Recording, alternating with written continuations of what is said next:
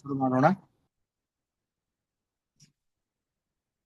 ನಾರಾಯಣಂ ನಿಖಿಲ ಪೂರ್ಣ ಗುಣೈಕ ದೇಹಂ ನಿರ್ದೋಷಮಾಪ್ಯತಮಪಿಕ್ಲೈಸು ವಾಕ್ಯೈಃ ಅಸ್ಯೋದ್ಭವಾದಿದಮಶೇಷ ವಿಶೇಷತೋಪಿ ವಂದ್ಯಂ ಸದಾ ಪ್ರಿಯತಮಂ ನಮಃ ಕೃಷ್ಣಾಯ ವಾಸುದೇವಾಯ ಹರಯೇ ಪರಮಾತ್ಮನೇ ಪ್ರಣತಃ ಕ್ಲೇಶನಾಶಾಯ ಗೋವಿಂದಾಯ ನಮೋ ನಮಃ. ಅಭ್ರಮಂ ಭಂಗರಹಿತಂ ಅಜಡಂ ವಿಮಲಂ ಸದಾ ಆನಂದತೀರ್ಥಮತುಳಂ ಭಜೆ ತಾಪತ್ರಯಾಪಹಂ. ಪೃಥ್ವೀಮಂಡಲಮಧ್ಯಸ್ಥಾಃ ಪೂರ್ಣಬೋಧಮತಾನುಗಾಃ ವೈಷ್ಣವಾಃ ವಿಷ್ಣುಹೃದಯಾಃ ತಾನ್ ನಮಸ್ಸೇ ಗುರುನ್ ಮಮ.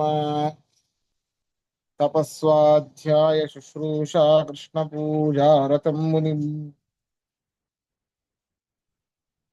ವಿಶ್ವೇಶಂ ಇಷ್ಟದಂ ವಂದೇ ಪರಿಪುರಾರ್ಚಕ್ರವರ್ತಿನಂ. ಶ್ರೀ ಗುರುಭ್ಯೋ ನಮಃ. ಹರಿ ಓಂ.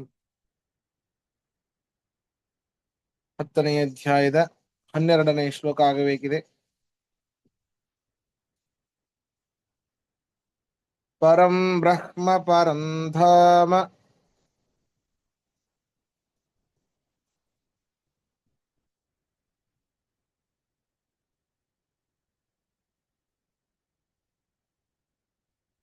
ಪವಿತ್ರಂ ಪರಮಂ ಭವಾನ್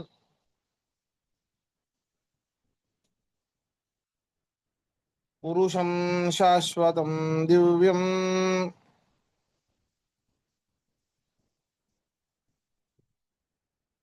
ಆದಿದೇವಮಜಂ ವಿಭುಂ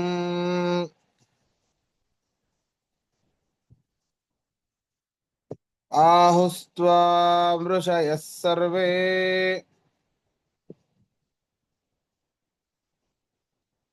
ದೇವರ್ಷಿ ನಾರದಸ್ತಥಾ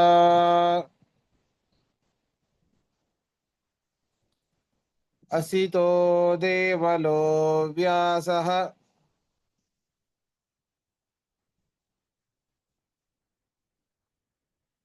ಸ್ವಯಂ ಚೈವ ಭವಿಷಿತೇ.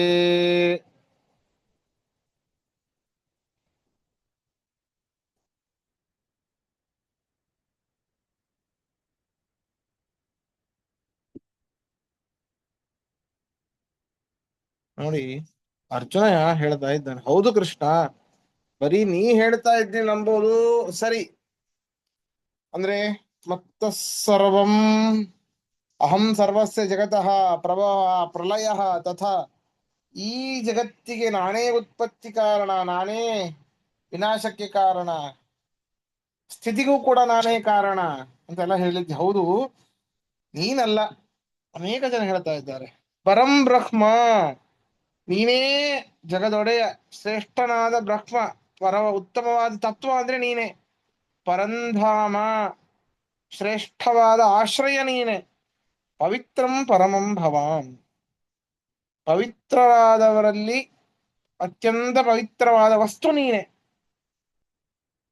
ಪುರುಷಂ ಶಾಶ್ವತಂ ದಿವ್ಯಂ, ಶಾಶ್ವತನಾದ ಮಹಾ ದಿವ್ಯಮಯವಾದ ಜ್ಞಾನಾನಂದಮಯವಾದ ನಾಶರಹಿತವಾದ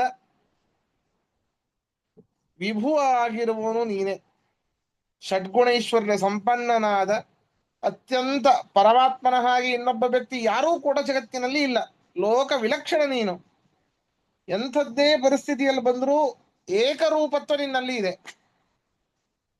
ಎಲ್ಲರೂ ಹೇಳ್ತಾರೆ ನಿರಾಕಾರ ಪರಮಾತ್ಮ ಅಂತ. ಹೌದು, ನಾವು ಅಂಗೀಕಾರ ಮಾಡ್ತೇವೆ ನಿರಾಕಾರ ಅಂತ. ಅಂದ್ರೆ ಅವನಿಗೆ ಆಕಾರ ಇಲ್ಲ ಅಂತಲ್ಲ, ಅವನು ಇನ್ನೊಂದು ಆಕಾರವನ್ನು ಹೊಂದೋದಿಲ್ಲ ಅಂತರ್ಥ. ಅಥವಾ ಹೀಗ ಹೇಳಬೇಕು, ನಿರ್ಗತಃ ಆಕಾರ ಯಸ್ಮಾತ್, ಯಾರಿಂದ ಸೃಷ್ಟಿಯಲ್ಲಿ ಆಯಾಯ ಪದಾರ್ಥಗಳಿಗೆ ಆಯಾಯ ಆಕಾರಗಳು ಬಂದಿವೆಯೋ ಅವನು ನಿರಾಕಾರ ಅಂತ. ಪರಮಾತ್ಮ ಹೌದು ನಿರಾಕಾರ, ಅವನಿಂದಲೇನೆ ಜಗತ್ತಿನ ಪ್ರತಿಯೊಂದು ವಸ್ತುಗಳಿಗೂ ಆಯಾಯ ಆಕಾರಗಳು ಬಂದಿದೆ. ನಿರ್ವಿಕಾರನೂ ಹೌದು, ಜನ್ಮರಹಿತ ಅಜ, ಜನ್ಮರಹಿತನಾಗಿದ್ದಾನೆ. ಅಂತ ಯಾರ್ಯಾರು ಹೇಳ್ತಾರೆ ಗೊತ್ತಾ ಕೃಷ್ಣ? ಆಹುಸ್ತ್ವಾಂ ಋಷಯ ಸರ್ವೇ ದೇವರ್ಷಿ ನಾರದಸ್ತಥ ಅಸಿತೋ ದೇವಲೋ ವ್ಯಾಸಃ ಸ್ವಯಂ ಜೈವ ಬ್ರವೀಷಿಮೆ. ನನಗೆ ಅನೇಕ ಜನ ಹೇಳಿದ್ದಾರೆ, ನೀನು ಈ ರೀತಿ ಮಹಾಮಹಿಮ ಅಂತ ಹೇಳಿ ಅನೇಕ ಋಷಿಗಳು, ಅಷ್ಟೇ ಅಲ್ಲ ದೇವರ್ಷಿಗಳು ಆದ ನಾರದರು ಕೂಡ ಹೇಳಿದ್ದಾರಪ್ಪ ನನಗೆ. ಹೇಗೆ ಋಷುಗಣ ಅಂತ ಇದೆ, ಗಂಧರ್ವ ಗಣ ಅಂತ ಇದೆ, ಹಾಗೆ ಅಸಿತರು ದೇವಲರು ಅಂತ ಅದೊಂದು ಗಣ ಇದೆ ಅಂತ. ಆ ಗಣದವರು ನನಗೆ ಗೊತ್ತಾಗಿದೆ, ಅದರಿಂದಲೂ ಕೂಡ ನನಗೆ ಗೊತ್ತಾಗಿದೆ. ಈ ರೀತಿ ವೇದವ್ಯಾಸರು ಎಲ್ಲರೂ ಕೂಡ ಹೇಳ್ತಾರೆ ನೀನೇ ಸರ್ವೋತ್ತಮ ಅಂತ. ಸ್ವಯಂ ಚೈವ ಭವಿಷ್ಯತಿ, ಅಷ್ಟೇ ಅಲ್ಲ ಇವರೆಲ್ಲ ಏನ್ ಹೇಳ್ತಾ ಇದ್ದಾರಲ್ಲ ನೀನೇ ಸರ್ವೋತ್ತಮ ಅಂತ, ಅದನ್ನೇ ನೀನು ನನಗೆ ಹೇಳಿದಿ. ಸ್ವಯಂ ಚೈವ ಮೇ ಭವಿಷಿ, ಅದನ್ನೇ ನೀನು ನನಗೆ ಇಷ್ಟ ಈ ಹಿಂದಿನ ಅನೇಕ ಶ್ಲೋಕಗಳಲ್ಲಿ ನೀನು ನನಗೆ ತಿಳಿಸಿ ಹೇಳಿದ್ದೀಯಾ ಅಂತ ಅರ್ಜುನ ಅವನಿಗೆ ಹೇಳ್ತಾ ಇದ್ದಾನೆ. ಅರ್ಥ ಬರ್ಕೊಳ್ಳಿ.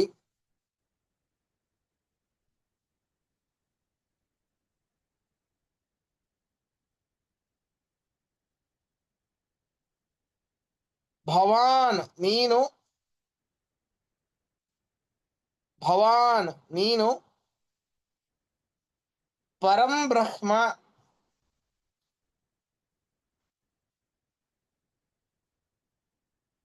ಪರಂ ಬ್ರಹ್ಮ ಉತ್ತಮವಾದ ಹಾಗೂ ಪರಿಪೂರ್ಣವಾದ ತತ್ವ, ಉತ್ತಮವಾದ ಹಾಗೂ ಪರಿಪೂರ್ಣವಾದ ತತ್ವವೆನಿಸಿರುವಿ, ಉತ್ತಮವಾದ ಹಾಗೂ ಪರಿಪೂರ್ಣವಾದ ತತ್ವವೆನಿಸಿರುವಿ.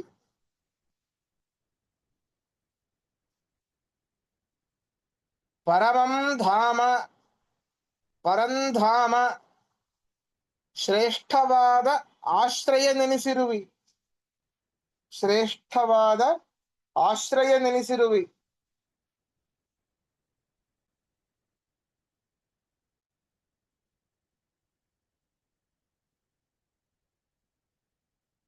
ಪವಿತ್ರಂ, ಪರಮಂ ಪವಿತ್ರಂ,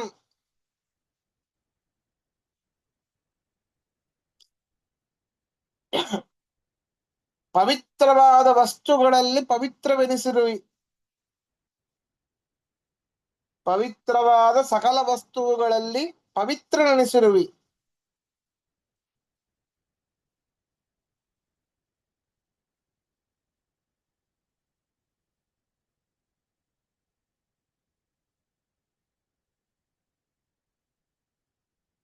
ಶಾಶ್ವತಂ, ನಿತ್ಯವಾದ,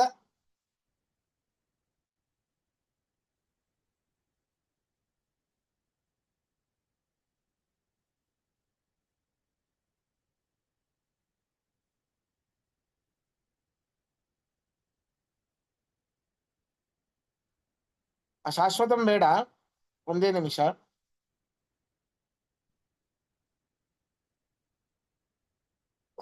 ತ್ವಾಂ ನಿನ್ನನ್ನು, ತ್ವಾಂ ನಿನ್ನನ್ನು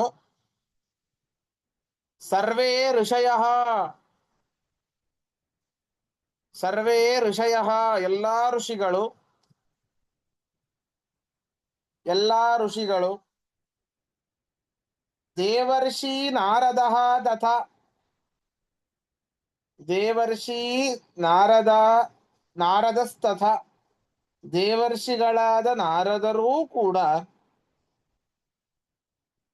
ದೇವರ್ಷಿಗಳಾದ ನಾರದರೂ ಕೂಡ ಅಸಿತಃ ಅಸಿತರು,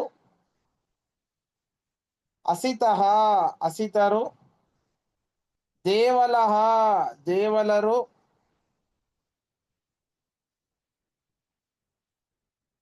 ಅಸಿತಃ ಅಸಿತರು, ದೇವಲಃ ದೇವಲ, ದೇವಲರು,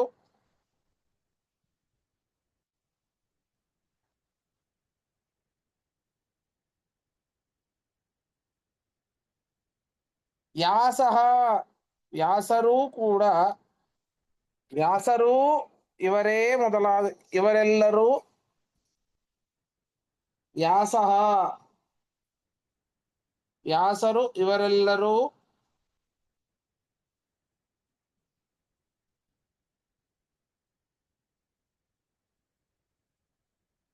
ಪುರುಷಂ ಷಡ್ಗುಣ ಸಂಪನ್ನನನ್ನ ಪೂರ್ಣ ಷಡ್ಗುಣನನ್ನಾಗಿ ಷಡ್ಗುಣೈಶ್ವರ್ಯ ಸಂಪನ್ನ ಅಂತ ಹೇಳ್ತೇವಲ್ಲ ಅದು ಪೂರ್ಣ ಷಡ್ಗುಣನನ್ನಾಗಿ ಶಾಶ್ವತಂ ನಿರ್ವಿಕಾರನನ್ನಾಗಿ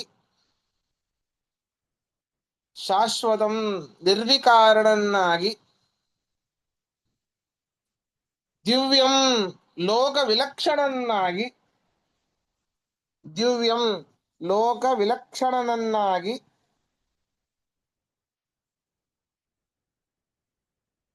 ಅಜಂ ಜನ್ಮರಹಿತನನ್ನಾಗಿ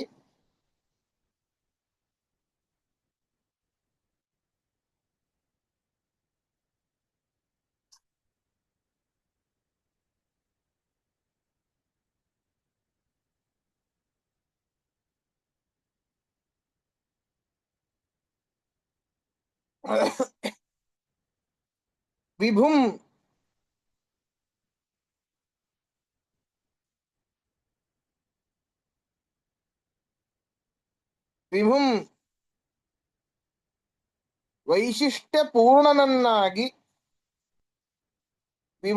ವೈಶಿಷ್ಟ್ಯಪೂರ್ಣನನ್ನಾಗಿ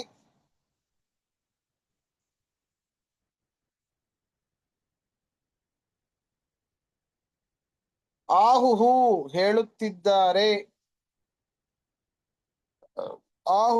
ಹೇಳುತ್ತಿರುತ್ತಿದ್ದಾರೆ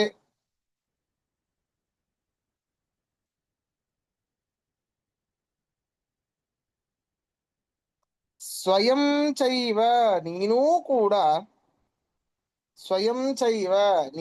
ಕೂಡ ಮೇ ನನಗೆ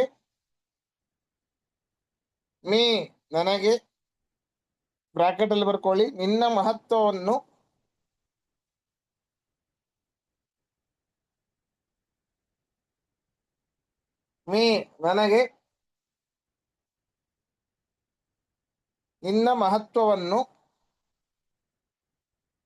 ಪ್ರವೀಶಿ ಹೇಳುತ್ತಿರುವಿ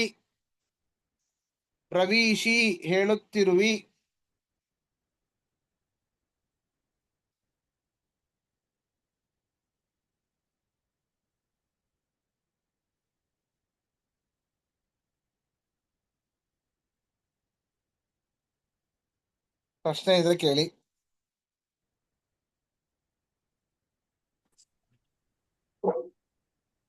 ನಮಸ್ಕಾರ ಆಚಾರ್ಯ. ಹಾ ಒಂದು ಪ್ರಶ್ನೆ ಇತ್ತು ಇಲ್ಲಿ. ಅಸೀತೋ ಅಂದ್ರೆ ಏನು? ಅಸೀತೋ ಮೀನಿಂಗ್ ಏನು? ಅದು ಶ್ರೇಷ್ಠ ವ್ಯಕ್ತಿಗಳು, ದೇವತೆಗಳಲ್ಲಿಯೇ ಶ್ರೇಷ್ಠ ವ್ಯಕ್ತಿಗಳು ಅಂತ. ಅಸಿತರು ದೇವಲರು ಅಂತ ಅದೊಂದು ಪಂಗಡ. ಸರಿ, ನಾ ಹೇಗೆ ಅದೇ ಹೇಳಿದೆ. ಋಜುಗಣರು ಅಂತ ಇದ್ದಾರೆ, ಏಕೋನ ಪಂಚಾಶತ್ ಮರುತರು ಅಂತಿದ್ದಾರೆ, ಆದಿತ್ಯರು ಅಂತಿದ್ದಾರೆ, ಏಕಾದಶ ಆದಿತ್ಯರು, ದ್ವಾದಶ ರುದ್ರರು ಅಂತ ಹೇಗಿದ್ದಾರೋ ಹಾಗೆ ತಾರತಮ್ಯ. ಹಾ ಹಾ ಹಾ ಧನ್ಯವಾದ.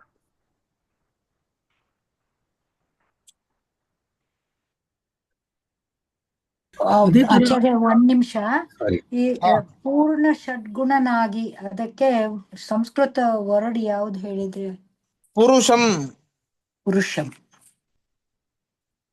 ಧನ್ಯವಾದ. ನೋಡಿ ಈ ಅಧಿದೇವ ಅಂತ ಹೇಳ್ತಾರಲ್ಲ, ಆದಿದೇವನ ಅದರಲ್ಲಿ ಆದಿದೇವ ಅಲ್ವಾ? ಗರುಡ, ರುದ್ರ, ವಾಯು ಎಲ್ಲ ಅದ್ರಲ್ಲಿ ಬರುತ್ತೆ. 5 ಜನ ಯಾವುದ್ರಲ್ಲಿ? ಆದಿದೇವನಲ್ಲಿ ಈ 5 ಜನನ್ನ ಸೇರಿಸ್ತಾರೆ ಅಂತ ಎಲ್ಲ ಕೇಳಿ ಬಂತು ನಂಗೆ. ಆದಿಭೌತಿಕ ಬ್ರಹ್ಮ, ರುದ್ರ, ಗರುಡ, ವಾಯು ಮತ್ತೆ ಶೇಷ, ಈ 5 ಜನದಕ್ಕೂ ಸೇರಿಸಿ ಎಲ್ಲೋ ಒಂದ್ ಕಡೆ ಒಂದು ಗ್ರೂಪ್ ನಲ್ಲಿ ಹೆಸರಿತ್ತದು ಮರ್ತೆ, ನಾನು ಅಧಿದೈವ ಅಂತಾನೆ ನಾನು ಓದಿದ್ ನೆನ್ಪು.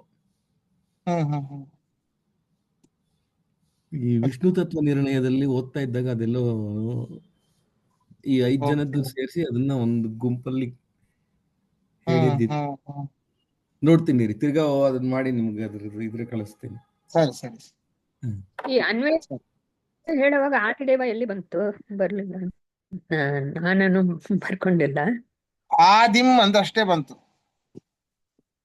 ದಿವ್ಯಂ ಆದಿದೇವಂ. ಆದಿದೇವ. ಹ್ಮ್ ಅದೇ ಅಲ್ಲಿ ಎಲ್ಲಿ ಬಂತದು? ಒಂದೇ ನಿಮಿಷ. ಲೋಕ ವಿಲಕ್ಷಣನಾಗಿ ದಿವ್ಯಂ ಅಂತ ಹೇಳಿದ್ರಿ, ಆಮೇಲೆ ಅಜಂ ಅಂದ್ಬಿಟ್ರಿ, ಮತ್ತೆ ಆದಿದೇವಂ. ಆದಿದೇವಂ ಹೇಳಿಲ್ಲ. ಹೌದು, ಆದಿದೇವಂ ಸೃಷ್ಟಿಯ ಆದಿಯಲ್ಲಿ ಇರುವವನಾಗಿ ಅಂತ ಒಂದು ಬರ್ಕೊಳ್ಳಿ. ಅಜಂಕ್ಕಿಂತ ಮುಂಚೆ ಅಲ್ಲೇ ಬರ್ಕೋಬೇಕ. ಹೌದು ಹೌದು.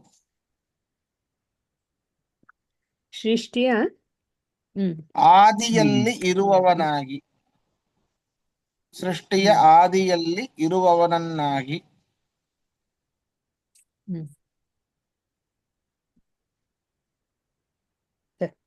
ಧನ್ಯವಾದ. ಸರ್ವಮೇತದೃತಂ ಮನ್ಯೇ ಯನ್ಮಾಂ ವದಸಿ ಕೇಶವ.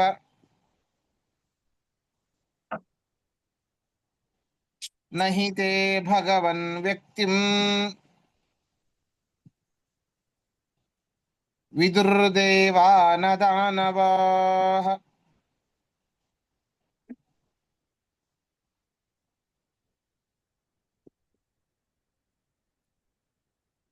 ನೋಡಿ, ಸರ್ವಮೇತ ಧೃತಂ ಮನ್ಯೆ ಯನ್ಮಾಂ ವದಸಿ ಕೇಶವ. ನೀ ಹೇಳೋದೆಲ್ಲ ಸತ್ಯ ಅಂತ ಗೊತ್ತು ನನಗೆ, ನಾನು ನಂಬಿದ್ದೇನೆ. ನೋಡಿ ಹೇಗೆ, ವಿದುರ್ದೇವಾನ ದಾನವಾಹ, ಹೇ ಭಗವನ್. ಕೇಶವ ಅಂದ್ರೆ ಕ ಅಂದ್ರೆ ನಾ ಹೇಳಿದ ಅನೇಕ ಬಾರಿ, ಕೇಶವ ಅಂತಂದ್ರೆ ಕ ಅಂತಂದ್ರೆ ಇಂದ್ರ, ಕ ಅಂದ್ರೆ ಬ್ರಹ್ಮದೇವರು, ಈಶ ಅಂದ್ರೆ ರುದ್ರ. ಅವರ ಒಂದು ಸ್ಥಿತಿಗೆ ಕಾರಣನಾದವನೇ ಹೇ ಕೇಶವ. ಬ್ರಹ್ಮದೇವರಿಗೆ ಬ್ರಹ್ಮ ಪದವಿಯನ್ನ ಕೊಡುವುದರಲ್ಲಿ ನೀನು ಅವರಿಗೆ ಅವರ ಭಕ್ತಿಗೆ ಮೆಚ್ಚಿದ್ದೀಯ.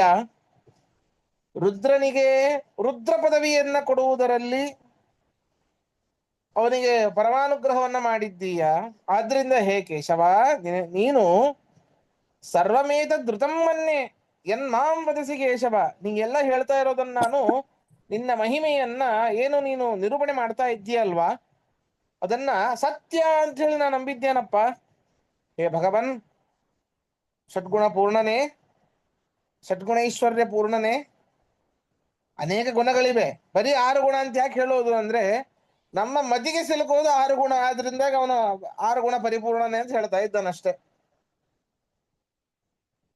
ಆಚಾರ್ಯ, 6 ಗುಣಗಳು ಯಾವುವು ಅಂತ ಹೇಳಿ? ಜ್ಞಾನ, ಆನಂದ, ಶಕ್ತಿ, ಬಲ, ವೀರ್ಯ, ಓಜಸ್ಸು, ತೇಜಸ್ಸು, ಯಾವುದಾದ್ರೂ ಇಟ್ಕೊಳ್ಬಹುದು. ಸರಿನಾ?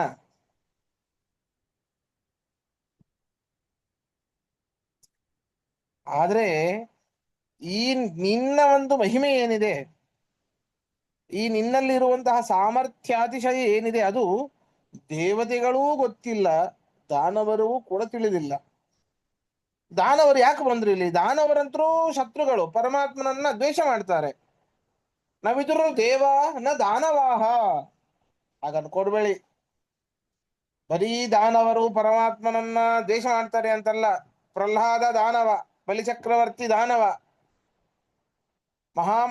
ಭಕ್ತರಿದ್ದಾರೆ ದಾನವರಲ್ಲೂ ಕೂಡ.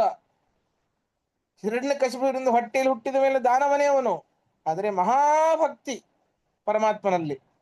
ಅಂತಹ ದೃಢವಾದ ನಿಶ್ಚಲವಾದ ಭಕ್ತಿ, ಪ್ರಾಣಕ್ಕೆ ಎಷ್ಟು ಬಾರಿ ಅಪಾಯ ಬಂದರೂ ಕೂಡ ಪರಮಾತ್ಮನಲ್ಲಿ ಇಟ್ಟಿರುವಂತಹ ನಂಬಿಕೆ ಚಂಚಲವಾಗಲಿಲ್ಲ. ಅದರಿಂದಾಗಿ ಅಂತಹವರೂ ಕೂಡ ದೇವತೆಗಳು, ಉಳಿದವರು ಈ ದಾನವರು, ಪ್ರಹ್ಲಾದಾದಿಗಳು ಯಾರೂ ಕೂಡ ನಿನ್ನ ಮಹಿಮೆಯನ್ನ ಅರಿತಿಲ್ಲ.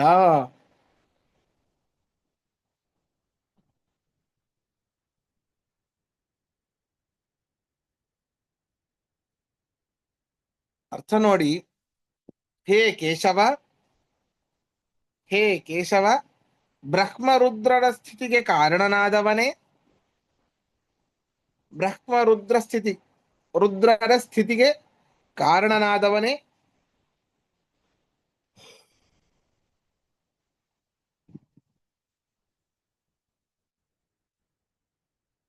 ಮಾಂ ನನ್ನನ್ನು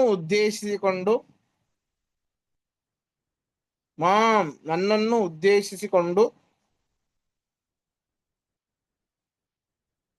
ಯತ್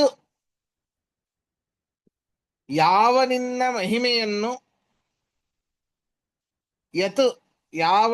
ಮಹಿಮೆಯನ್ನು ವದಸಿ ನಿರೂಪಿಸುತ್ತಿರುವಿಯೋ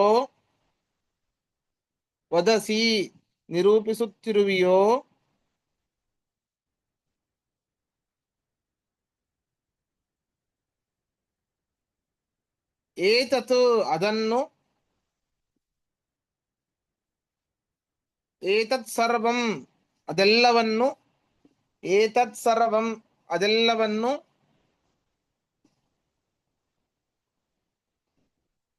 ಋತಂ ಮನ್ಯೆ ಸತ್ಯವೆಂದೇ ನಂಬಿರುವೆನು.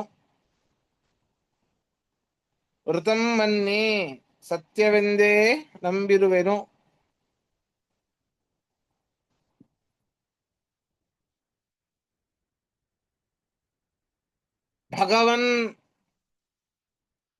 ಷಡ್ಗುಣೈಶ್ವರ್ಯ ಪೂರ್ಣನೇ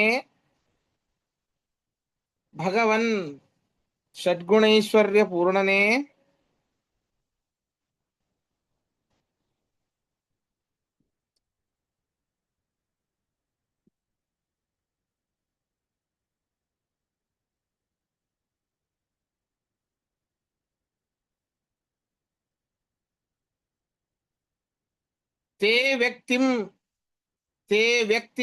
ನಿನ್ನ ಸಾಮರ್ಥ್ಯಾತಿಶಯವನ್ನು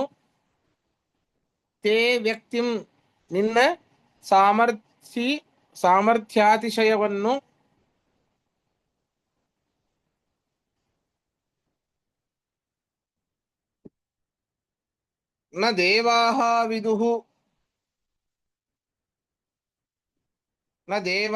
ವಿದುಃ ಇಂದ್ರಾದಿ ದೇವತೆಗಳೂ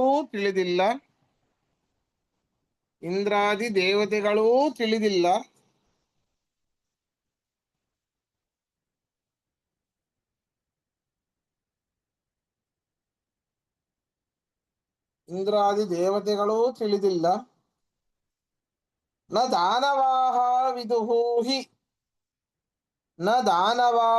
ವಿದುಃ ಹಿ ದೈತ್ಯರೂ ಕೂಡ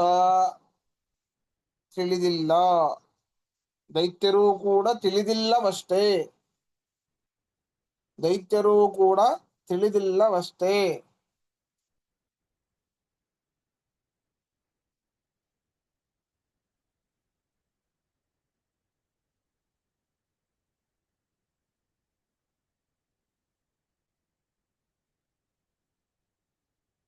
ಪ್ರಶ್ನೆ ಇದ್ರೆ ಕೇಳಿ.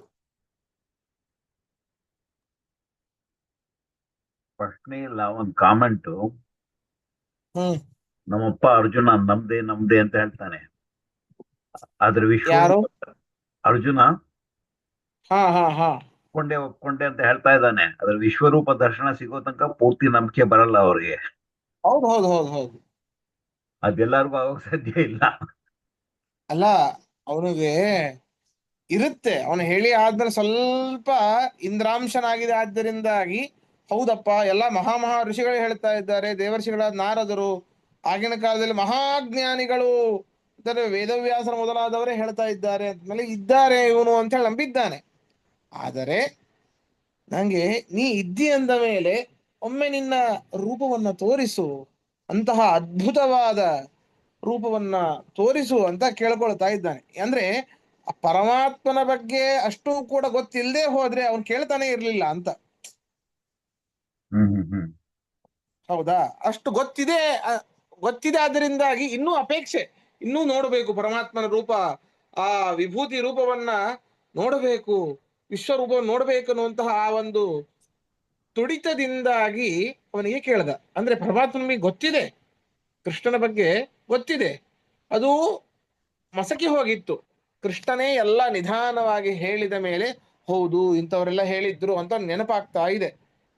ನೆನಪಾದ ಮೇಲೆ ನಂಬಿದ ಮೇಲೆ ದಯವಿಟ್ಟು ನಿನ್ನ ಒಂದು ರೂಪವನ್ನ ತೋರಿಸು ಪರಮಾತ್ಮ ಅಂತ ಬೇಳ್ಕೊಳ್ಳುವಂತಹ ಒಂದು ಮುಂದೆ ಬರುವಂತಹ ಪ್ರಕ್ರಿಯೆ. ಇದು ವಿಶ್ವರೂಪ ದರ್ಶನನು ಇದರಲ್ಲಿ ಭಗವಂತ ಕೊಟ್ಟಿದ್ದು ಬರೀ ಇಬ್ಬರಿಗೇನೆ ಕಾಣಿಸ್ತು, ಅರ್ಜುನ ಮತ್ತೆ ಸಂಜಯ ಇಬ್ಬರಿಗೆ ತಾನೇ, ಬಾಕಿಯವರಿಗೆ ಏನು ಕಾಣಿಸ್ತಿಲ್ಲ. ಹೌದು. ಧನ್ಯವಾದ.